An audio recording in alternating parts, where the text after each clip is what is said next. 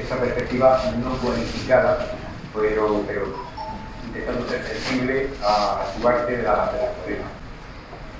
Unos apuntes biográficos sobre Zacarías y también sobre Blanca Espigares, para el libro que nos motiva hoy la convocatoria. Sobre Zacarías, subrayar que es un pintor acuarelista muy prematuro, desde muy joven y muy prolífico, siendo su escuela los clásicos y su método de estudio la observación in situ, como trabajo de campo, aunque ha practicado todas las técnicas y se ha especializado particularmente en la acuarela, que es por lo que más le conocemos. Sus temas predilectos son el paisaje y la naturaleza, siempre adentrándose en ellos, siempre, como se puede ver en las fotos, explora las escenas que quiere captar adentrándose en ese mundo. Y en ese sentido sus temas predilectos son el paisaje, la naturaleza, sin olvidar también, por supuesto, el patrimonio monumental, que también bastante lo ha reflejado en su obra, y siempre tratando de recoger la luz a la manera de los impresionistas, como él ha reconocido en distintas ocasiones. Y este año, de hecho, también coincide con que ha cumplido 50 años de actividad artística pública.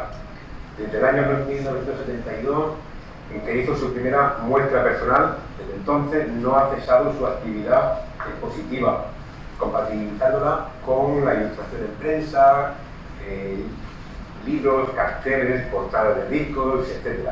Recientemente también ha impartido talleres de acuarela en la Facultad de Bellas Artes de la Universidad de Murcia, donde tuvo que generar el doble de grupos de alumnos dada la elevada solicitud de estudiantes para asistir que tuvo. Fue bastante exitoso.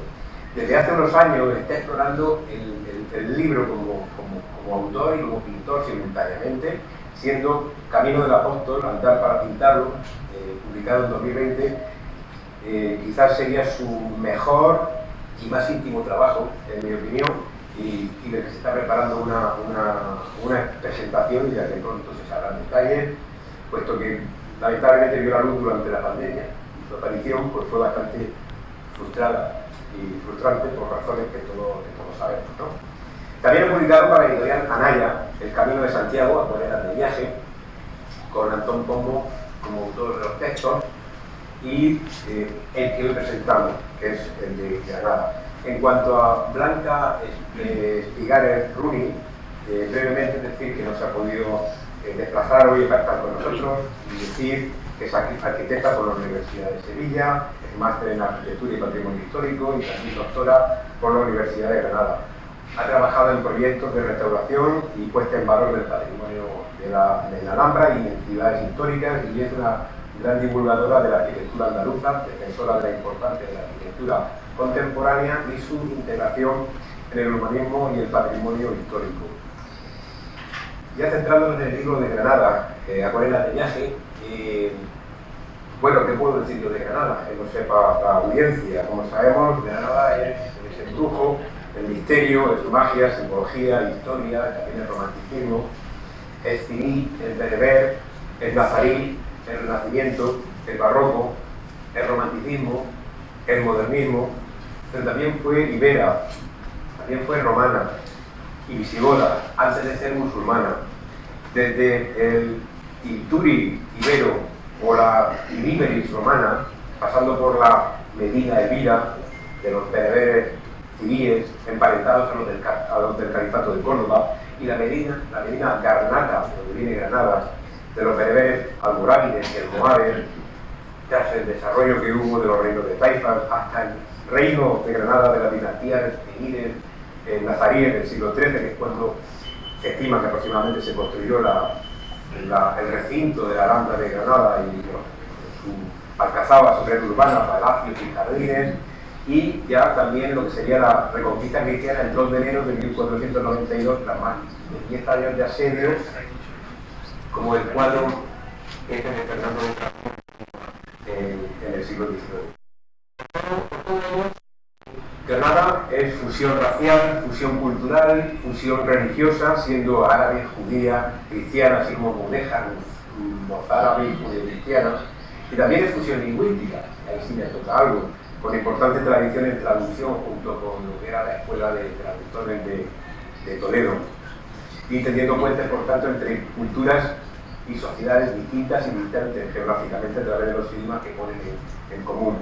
Y sus calles y plazas están marcadas con huella histórica muy singular: el Generalife, la Alhambra, el Albaicín, el Sagromonte, la Alcaicería, la Puerta de Viga, la Catedral, la Cartuja, el Real Monasterio de San Jerónimo, el Palacio de Carlos V, la Madraza, la Real Cancillería, la propia Sierra de Vaga, y 1000 rincones con plazuelas, callejuelas, palacios, conventos, cármenes o miradores privilegiados desde donde se puede contemplar, como se ha afirmado, el atardecer más bonito del planeta. Aunque también hay que decir que nosotros tenemos el de la terraza de Caresares, en el santuario de la Fuensanta, donde también se puede sentir un atardecer, y quizás donde tendremos que llevar a Bill W. Clinton. Muchas leyendas han escrito sobre Granada, mucho ha inspirado esa ciudad en todas las artes, desde Manuel de Falla, Verdi, Ravel, Rubinstein, Glinka, Venice, de Segovia, Washington Irving, con paisanos como Federico García Lorca, Miguel Ríos, Enrique Moriente y otros muchos que el propio libro destaca. Y es que Granada es una ciudad mágica, como digo, llena de rincones majestuosos, con un encanto absolutamente excepcional y que desde luego lo voy a descubrir yo aquí hoy. Particularmente el libro Granada, Acuarelas de Viaje nos regala una nueva perspectiva de esa ciudad a través de las 130 ilustraciones de Zacarías Cerezo, extensa y dedicada a acuarela y los oportunos y vertebradores textos de Blanca Espigares. Y podríamos decir que en el recorrido que realiza la autora de los textos, Blanca, en el recorrido que ella hace de la ciudad, su verbo templado y disciplinado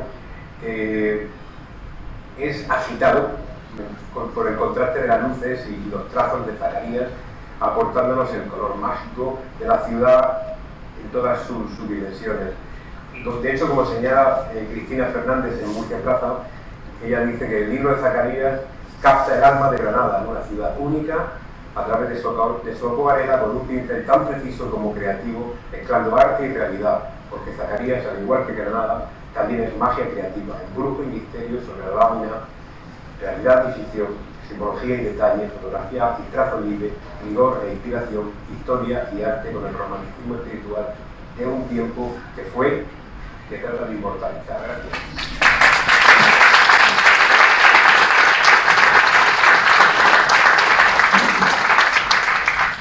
Bueno, yo quiero darte las gracias a ti por la presentación. También quiero dar las gracias al Corte Inglés, a David, que siempre es una persona dispuesta para facilitar las cosas. A todos vosotros, porque algunos sé que habéis dejado obligaciones que teníais para estar con nosotros y además hace tratar un poco desapacible. Os agradezco mucho precisamente. Y especialmente a Remigio y a Pilar, que me alegro de que estén también, porque si no, los hubieran echado de menos. Yo no pertenezco al mundo de la palabra como Juan Manuel, me desenvuelvo mucho mejor en el mundo de la imagen y siempre en estas presentaciones o eventos cuando me veo la necesidad de explicar mi trabajo, pues me resulta un poco incómodo. Estaría más cómodo si tuviera que pintar otra acuarela aquí delante de vosotros, estaría realmente mucho más relajado. De todas formas, pues trataré de sacar adelante esta presentación.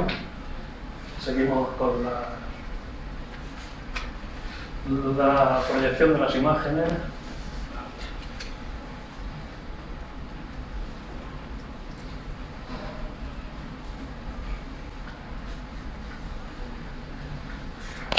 Sí, ponlo en presentación.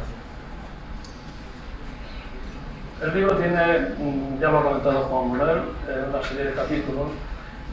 No vamos a comentarlos todos, pero yo recomendaría, para comentar algunas acuarelas, un recorrido que es lo suelen hacer todos los que van de visita o de turismo, pero suelen hacerlo en un sentido, desde la Plaza Nueva en Granada hacia lo que llaman la calle más bonita del mundo, ¿no?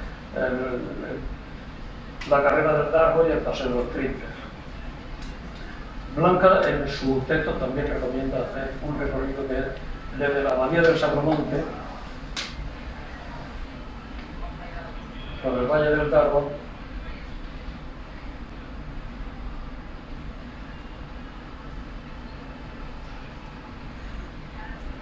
empezar en la abadía del Sacromonte, que realmente es impresionante de tamaño y es un centro de espiritualidad para los granadinos que van en peregrinación, van en romería. Y el origen de la abadía, pues para quien no la conozca, fue el hallazgo de unas catacumbas en aquel monte, entonces llamado el Monte de Valparaíso, de unas catacumbas que se suponía que eran de los primeros cristianos martirizados por los romanos, y fue en el siglo XVI. Se encontraron, aparte de huesos, cenizas, que como digo se lo vendieron a San Cecilio, que luego lo nombraron patrón de Granada. También encontraron lo que llaman los libros plúmbeos, que son unas placas de plomo donde están escritos unos textos en árabe, pero es una especie de quinto evangelio que de alguna manera quería hermanar tanto el cristianismo como el islam, y que de alguna manera querían crear esa fraternidad entre las dos religiones, que luego se descubrió que lo que se pretendía en realidad era frenar la expulsión de los moriscos. En realidad era una falsificación que después descubrieron casi un siglo más adelante. Sin embargo, la abadía ya se estaba construyendo, se siguió construyendo a pesar de eso, y San Cecilio siguió siendo patrón de Granada. Es un sitio impresionante. Además, hay un mirador en el sentido contrario.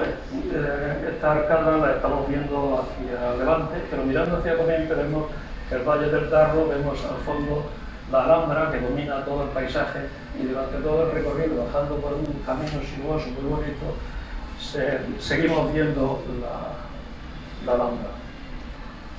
Estas son las cúpulas de lo que llaman las cuevas santas, donde están los altares, las reliquias de los santos.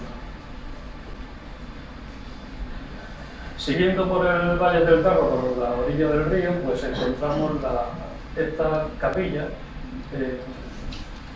una ermita muy rural, pero muy bonita, muy entrañable. La pusieron los franciscanos porque en realidad es la última estación del Via Crucis. Los franciscanos tenían la costumbre de hacer un Via Crucis allá donde tenían fundación, igual que también hacían Melilla y se dice que San Francisco inició la idea esta de enseñar el Evangelio a través del Belén, del nacimiento, y por supuesto luego representando la muerte y pasión de Cristo a través de los Via Crucis. Y ya estamos en la zona del Sacromonte, vemos la lámpara al fondo, en el valle, el río Darro, circulando, y las cuevas del Sacromonte, que todo esto ya, las casas todas que ya están muy turistizadas, pero en realidad es aquí donde nació la zambra, que es el baile de los gitanos que se representaba dentro de las cuevas, y que posteriormente pues pasó ya a integrar también el turismo y se ha convertido en un espectáculo. Esta es María la Carretera, que es un personaje muy popular de las cuevas del Sacromonte, de la zambra, y que tiene una escultura en la ciudad.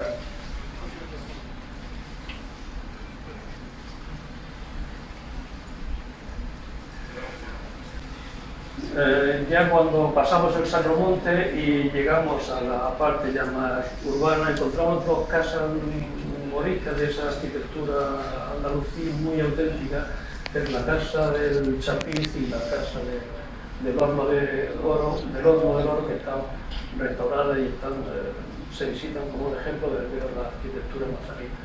Y ya estamos en el famoso Paseo de los Tristes, que a pesar de tener ese nombre, porque viene de que en ese lugar se despiden o se despedían a los entierros cuando camino del cementerio, ahí los familiares ya despedían el féretro, y ya bueno, la gente el féretro continuaba hacia el cementerio. Por eso se llama el Paseo de los Tristes, pero en realidad es un sitio muy alegre, lleno de terrazas, siempre bullicio, siempre gente, y la Alhambra siempre dominando ese valle del Darro, que lo hace realmente, como dicen, uno de los sitios más bonitos del mundo, o al menos de los más singulares. Este es el Tajo de San Pedro, así le llaman, y es un derrumbe que siempre se ha pensado que era provocado por un terremoto, pero que en realidad las investigaciones recientes han averiguado que era una mina romana, porque en realidad el río, incluso el nombre del río Darro viene del río de Oro, era un río donde se extraía oro, y creo que hasta hace poco se veía de vez en cuando gente vaciando la tierra para conseguir oro. Abajo es la iglesia de San Pedro, y como digo, pues la Alhambra siempre presente en todo ese recorrido. La famosa carrera del Darro. El Darro es un río corto de unos 16 kilómetros que desemboca un poco más adelante en el Genil. En todo este lado hay una serie de arquitectura que va desde el Andalusí, pasando después al Renacimiento, incluso al Barroco. La iglesia de San Pedro, este es el convento de la Concepción, que hay además una monja simpaticísima, que mi mujer puede dar fe de ello porque tuve una conversación muy agradable con ella, siempre tan entrañables. Bien, esta es una fachada impresionante. Aquí en la Corena no se aprecia con detalle, pero bueno, es una fachada, es la casa de Castell, se llama, y tiene, pues, es una arquitectura ya renacentista. El pañuelo es con manchas árabes, que están muy bien conservados y tiene esa luz un poquito mágica que nos gusta a los pintores e incluso a los fotógrafos, porque la luz entra por los fendas del techo y produce juegos de luces y sombras muy interesantes. Después el Darro se mete ya bajo tierra, está cubierto y se cubrió para construir la plaza nueva. Y estamos en un terreno ya donde oímos hablar mucho de Diego de Siloé, por ejemplo, en este pilar, ellos tienen un pilar, no sé si le llamaríamos fuente o pilón, de tres chorros, construido por Diego de Siloé, junto a la iglesia de Santa Ana y San Gil, también de Diego de Siloé. Aquí esos rincones más escondidos que están un poco alejados del turismo. La subida de la Alhambra se puede hacer por aquí, por el Puerto de la Justicia, o bueno, hay otra entrada un poco más lejos, más arriba, que es por donde casi todo el mundo va. El mirador de Lindajara es, yo no sé explicarlo porque tampoco soy experto, como es Blanca, respecto a la arquitectura, su estilo, su época incluso, pero es de una belleza que te deja sin palabras. Y no solamente la decoración, a mí es que me parece que es un prodigio de proporciones. Muchas veces la belleza está en las proporciones de la arquitectura, de las cornisas, de las ventanas, está toda esa relación de altura, de huecos, está con unas proporciones maravillosas. Lo que vemos al otro lado de la ventana es el jardín, también llamado de Lindajara o de Lindasara. Es un sitio íntimo, más bien pequeño. Aquí los turistas parece que siempre pasan un poco en silencio y muchos se sientan. Al final hay corridos, unos bancos y se sienta y se le siente mucha gente que está en silencio, observando, oyendo la fuente.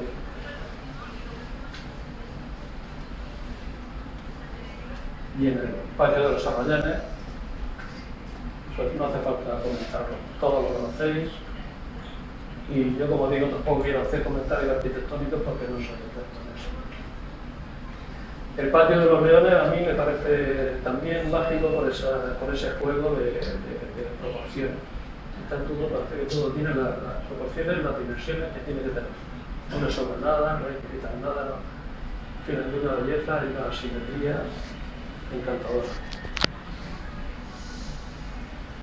El patio de la Sultana, que tiene una leyenda, en fin, en la Alhambra y en la propia Granada hay muchas leyendas, muchas historias.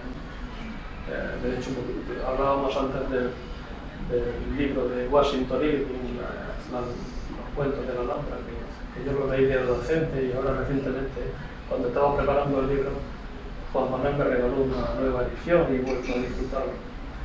Y todo en Granada y participa de ese romanticismo que es un poco atemporal, pero que es parte de su encanto. La alberca del Partal, aquí al fondo del Partal, que esto como he visto al principio era una torre defensiva y luego se hizo un mirador, en esos ventanales, al asomarnos, con el paisaje marcado en los arcos de herradura, tenemos una visión del Albaicín. Entonces, cuando comprendes, al ver el Albaicín cómo se despliega, las casas blancas, los cipreses tan delgados, tan altos, como casi como con las proporciones como de lápiz, y bueno, los setos verdes, los jardines, los cármenes, todo eso es de una belleza también que te das cuenta como hay un diálogo, una relación entre el Albaicín y la Alhambra, ¿no? Como que se necesitan el uno al otro y al mismo tiempo potencian esa belleza del entorno. O sea, en la Alhambra puede ser tan importante lo que ves hacia adentro como cuando te asomas a la partonada, a los miradores. La belleza de la ciudad es como un espejo.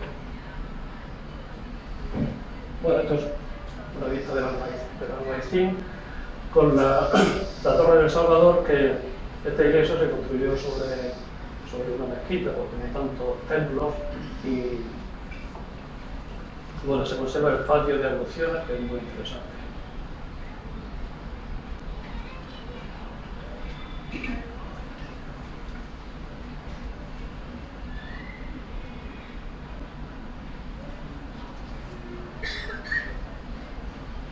Bueno, como he comentado, pues Granada tiene sus leyendas, ¿no?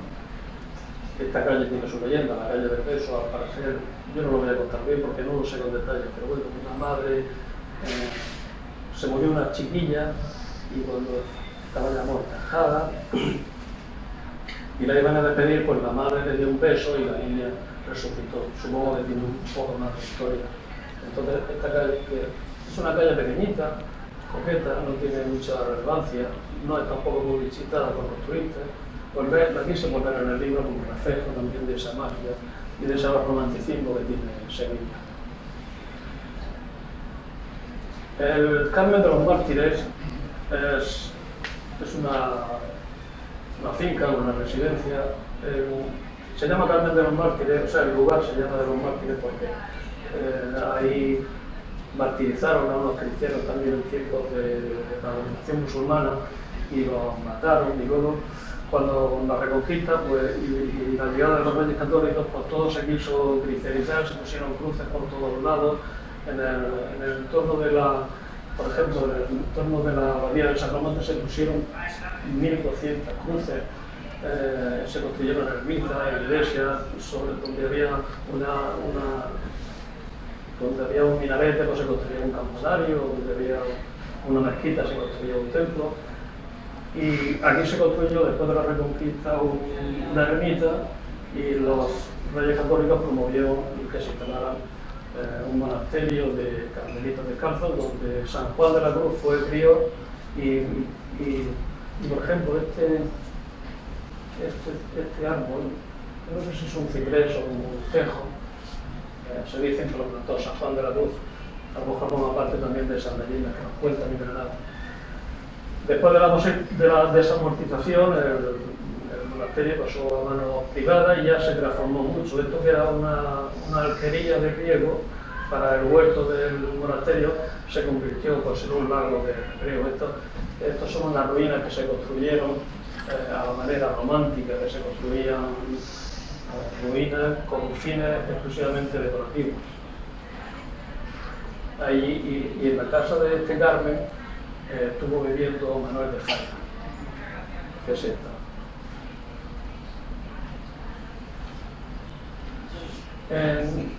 Hay muchos miradores. El más famoso en Granada es el mirador de San Nicolás. Entonces parece obligado ir allí a hacerse las fotos, a contemplar la Alhambra, ¿no? Allí donde, como ha comentado Juan Manuel, estuvo Bill Clinton y dijo que era la puesta de sol más espectacular del mundo. En realidad creo que no lo dijo ahí. Creo que alguien se lo dijo. Le vamos a llevar a que vea la puesta de sol más espectacular del mundo, ¿no? Y luego pues salió en Estados Unidos, pues se publicó así también. Y la verdad es que es entre el libro de Washington Irving en el siglo XIX y la visita de Bill Clinton, todo eso ha aumentado el turismo norteamericano. Bueno, el mirador de San Nicolás es espectacular, pero hay otros miradores y de hecho pues desde cualquier calle de la Maricín se tira una vista espectacular de la Alhambra. Yo he traído aquí algunos que he pintado, como este por ejemplo, que es el de la mezquita, la actual mezquita, que está muy cerca de San Nicolás y es un sitio muy tranquilo, no hay tanta gente y en fin, quien va a hacerse fotos pues lo tiene un poco más fácil, más despejado. Y quien va a pintar, pues también la verdad es que está más tranquilo. Este es el mirador de los Carvajales, una placita más baja y como se ve, pues tiene su surtidor de agua y su pequeña artería y su pequeña fuente. Y es un sitio más íntimo, más pequeño y menos visitado. Y luego este mirador está en el lado contrario, está en la colina que llaman el Maurat, en lo alto del Realejo. Es un lavadero, creo que del siglo XIX, está sostenido por 6 columnas toscanas y está en lo que llaman la plaza de la Puerta del Sol, porque aquí en la muralla que había, estaba la puerta que daba a levante, a lo que es la salida del sol. Y es un sitio donde prácticamente tampoco sube turismo y es un sitio encantador, porque además está en lo alto. Lo que se ve aquí al fondo esta es la cúpula de la catedral y la torre de la catedral. Y es un sitio muy poco conocido. Entonces lo traigo también aquí al libro para como muestra de esos lugares que no son muy conocidos y que el libro pretende descubrir. Este es un rincón del Generalife, una vista muy bonita con una fuente de Generalife. Bueno, García Lorca está muy presente en la vía, por la Avenida de la Constitución. Y también es muy recomendable pues, visitar la casa de García Lorca, la llamada Huerta de San Vicente. No es un sitio espectacular, no es un palacete, es una casa de huerta, una casa noble, pero una casa sencilla, pero que se respira ahí un poco ese aire de la poesía de García Lorca. Un sitio con mucho encanto. Y además está prácticamente movida por la ciudad. En su momento estaría en la huerta, a cierta distancia, pero ahora está prácticamente integrada. Bueno, esta mañana comentaba con Martín Páez, que nos hemos encontrado fortuitamente en la calle, que en Murcia hay poca escultura pública, ¿no? Teniendo grandes escultores. En Granada hay bastante. Yo me he encontrado bastante y me llama la atención. Algunas están en el libro. Esta, por ejemplo, no está en el libro. La he traído porque me interesaba el tema. Pero no está incluida en el libro porque, como he comentado, no cabe todo. Esto es de Frascuelo, un torero. García Lorca tiene también una escultura. Y este es un traductor y poeta árabe. Está aquí el nombre, pero no quiero pronunciarlo porque lo voy a pronunciar mal. Y para nosotros no es conocido. Allí debe ser un personaje. Bueno, María la Delantera, que ya hemos visto. Mariana Pineda, quiero decir. Mario Maya, un bailador. Este es el más conocido, el monumento a Isabel la Católica. Boabdil, el rey Boabdil, San Juan de la Cruz y los supuestos Washington Irving, que está en el bosque del Blanco.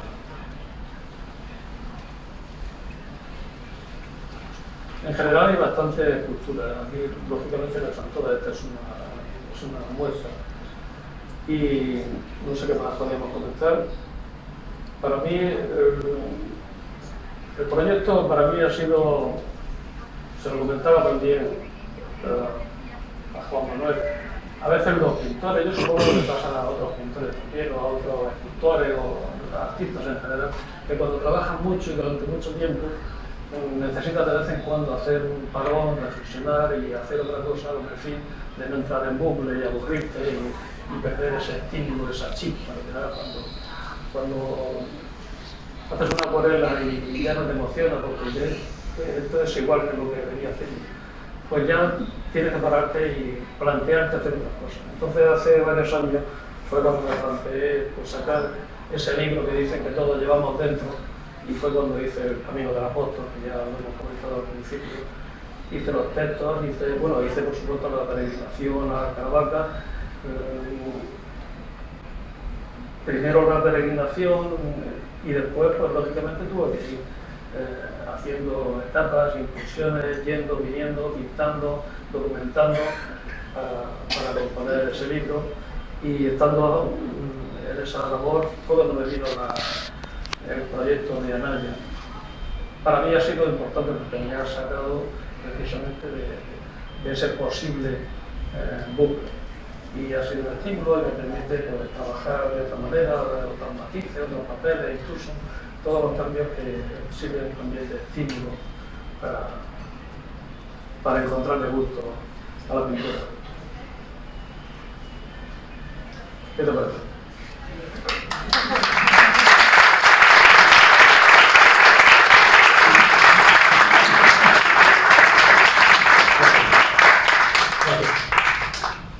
Podemos hacer preguntas si queréis, si quiere la audiencia formular cualquier pregunta, yo puedo lanzar alguna para que vaya estimulando. ¿Cómo surgió la idea del libro de Granada? Bueno, el libro de Granada fue una propuesta de la editorial Anaya porque como yo llevo tiempo publicando en redes, ellos vieron que yo había publicado Acuarelas del Camino de Santiago y ellos querían hacer un libro para conmemorar el Sacudeo 21, que después se ha prorrogado hasta el 22. Querían sacar ese libro y les pareció que yo podía hacerlo. Les interesaba mi manera de trabajar y así empezamos, hicimos el Camino de Santiago y como ha tenido mucha aceptación, va bien en ventas, que es lo que a ellos les interesa, pues me propusieron hacer otro proyecto. Y a ello, pues antes de que ellos me propusieran otro tema que a lo mejor no me iba a interesar mucho, pues les propuse hacer Granada porque Granada me interesaba. Me interesaba porque Granada, como hemos comentado, es que es un caramelo, que es un disfrute. Y esa es la historia, vamos a ver cómo va Granada. ¿Y cómo concretaste o cómo llevaste a cabo la experiencia de ese viaje en Granada? Para pues, inspirarte y para generar el material. Lo primero es documentarse antes de viajar, o sea, conocer esa ciudad, documentarse, saber qué es lo que hay, aunque ya la conocía como turista, pero bueno, saber cada palacete, pues saber por qué está ahí, quién lo hizo, quiénes fueron los personajes, cuál es su historia, hacer la ciudad propia, ¿no? Hasta tal punto de sentirme yo granadino y estar en las mejores condiciones. Porque todo eso, todo ese amor que pongas en el proyecto, se nota luego en la ejecución. Y luego ya viene la ejecución física. Y de allí callejear, ver la luz, ver si me interesa un determinado tema, pintarlo por la mañana o por la tarde. Siempre con sol, yo pinto siempre con sol, no me gustan las sombras, las brumas, me gusta esta luz nuestra y procuro que sea siempre con sol. Primavera o otoño está bien, no hace falta que sea verano porque también hay que buscar la comodidad, ¿no? El buen clima. Y entonces pues pintar siempre que se puede procurar y yo suelo hacer apuntes rápidos.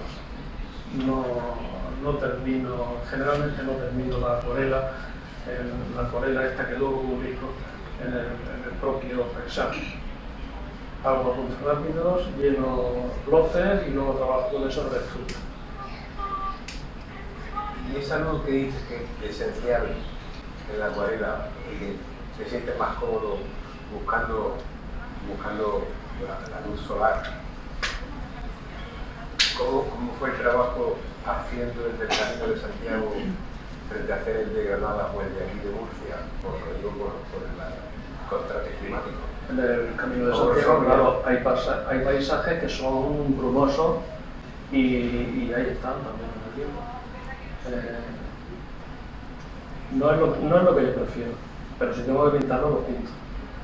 Entonces ese era un proyecto el que tenía que trabajar ya al servicio de un proyecto y a ver si es verdad que algunas acuarelas, y esta incluso la de la portada del libro del Camino de Santiago, pues se ve que tiene otra luz distinta a la de Granada, es más, la luz más fría, propia del norte.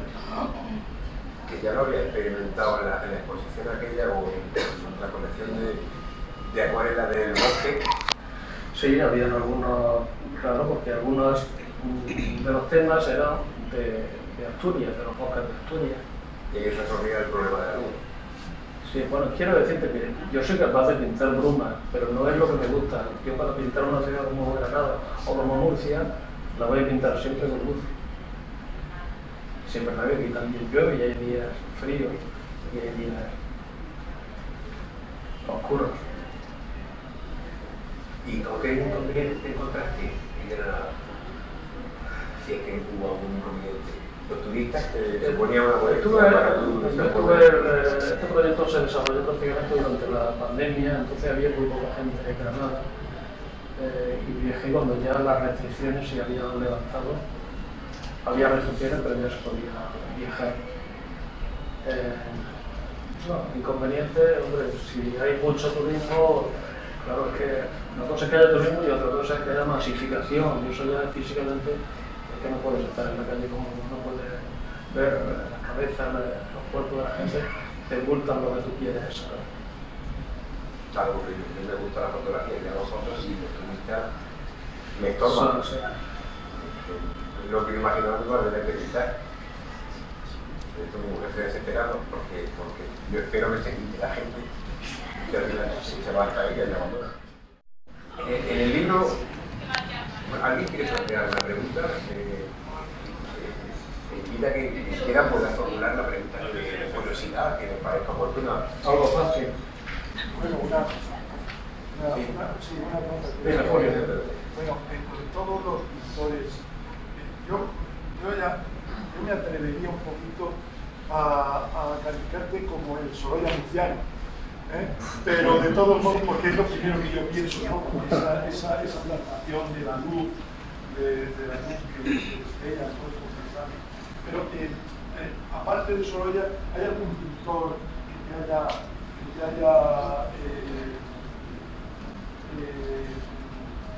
impresionado más, que te haya influido especialmente en tu carrera artística? Hombre, evidentemente somos herederos los paisajistas. Vamos, yo me considero heredero de ese tipo de pintura de Sorolla y de la mayoría de los grandes impresionistas, por supuesto, ¿no? Ahora, un pintor que no tiene nada que ver con lo que estamos hablando, a mí, por ejemplo, el Greco me fascina. No sé explicarlo muy bien, pero no sé, esa espiritualidad y esos trazos y esa pincelada tan suelta, esa facilidad aparente de cómo resolver los temas tan espirituales. A mí, yo elegiría el Greco si tuviera que darme alguno, que me resulta muy difícil porque los clásicos es que me gustan todos. Yo, de hecho, pues he aprendido copiando los clásicos, leyendo sobre ellos y soy también heredero de todo eso. Pero yo destacaría el Greco, me siento muy cerca de esa concepción de la pintura.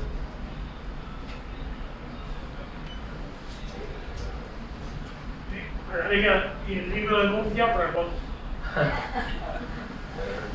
Bueno,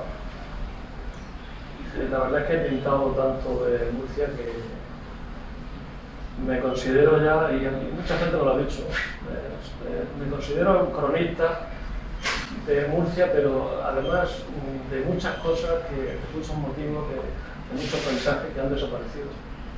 Muchas casonas de la huerta, muchas palmeras que han desaparecido, muchas acequias que se han entubado, en fin, todo se ha transformado mucho y como llevo tantos años, bueno, ya que tú lo planteas, sería interesante hacer un libro sobre las acuarelas que tengo de cosas, de patrimonio, de paisaje que han desaparecido en Murcia. Ahora, el libro del Camino del Apóstol realmente es un libro sobre Murcia, porque recoge el patrimonio de 11 municipios, no todos evidentemente, quiero decir, el camino de Caravaca que pasa que viene desde Cartagena, pasa por 11 municipios, incluido a la propia Cartagena, Murcia, Cejín, Murcia, Caravaca. Son grandes ciudades con mucho patrimonio, Mura también. Y ese es un libro sobre Murcia que la verdad estoy muy orgulloso de él, porque también escribí la crónica del peregrino, toda la documentación, y me salía muy de dentro, ahí puse mucho corazón, y ahí está, yo creo que parte de la esencia de Murcia. Estos proyectos cuestan mucho dinero. Yo estoy dispuesto a, si alguien me hace una propuesta, a hacer un libro. Sí, Martín lo sabe esto. Sobre todo hacerlo bien, ¿no? Hacer un buen libro con calidad, que no son lentos, ¿no? Como el copio del Camino del Apóstol, yo lo hice gracias al patrocinio de la Fundación Camino de la Cruz. Yo puse un dinero y ellos pusieron otro, pero sin esa ayuda yo no lo hubiera hecho. Me ayudó mucho Joaquín Caravaca, que es un técnico en arte gráfica de su oficio, y ahí quise yo poner todo el toque de calidad de pictografía. Y bueno, creo que mi gran obra, aunque siempre lo que está por venir pensamos que es lo último, lo mejor. En ese estamos preparando una presentación que a lo mejor en un par de meses tenemos organizada, sobre la que se darán detalles. ¿Más preguntas?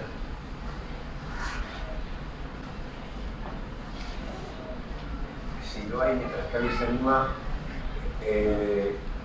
¿has tenido que sacrificar alguna acuarela? Sí, he hecho acuarelas así definitivas para publicar, podría haber publicado 150. Tengo más apuntes, pero había que sacrificar algunas. Eso, bueno, redunda en la calidad del libro, porque va muy en sintonía con el texto de Blanca, que tiene que ser así. Ella es amante de Granada y granadina, creo que hasta nació en la Alhambra, porque en la Alhambra sus parientes tenían un kiosco de postales y de recuerdos de la Alhambra y eso, o sea que había que ceñirse al guión de Blanca. Sí.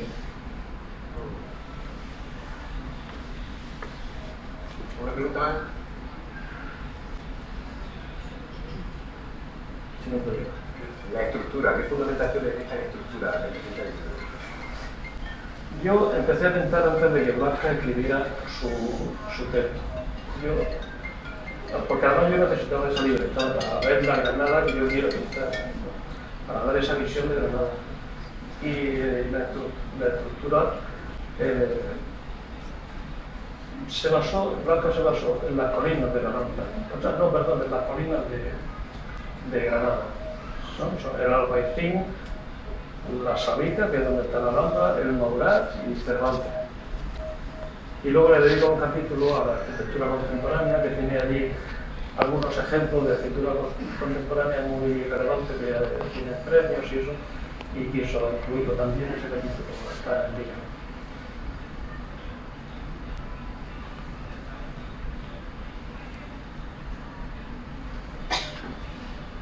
¿Nadie se anima a ninguna pregunta?